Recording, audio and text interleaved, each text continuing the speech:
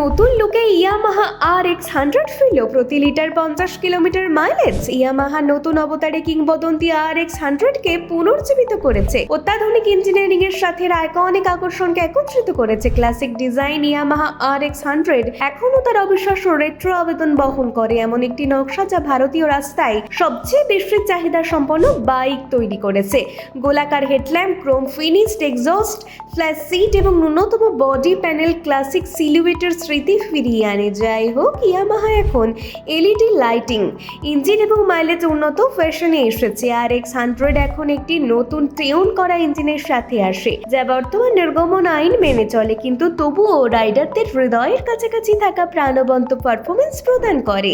এই পাওয়ার ইউনিটটি মসৃণ ত্বরণ এবং শক্তিশালী টর্কের সাথে দুর্দান্ত ক্ষমতা প্রদান করে।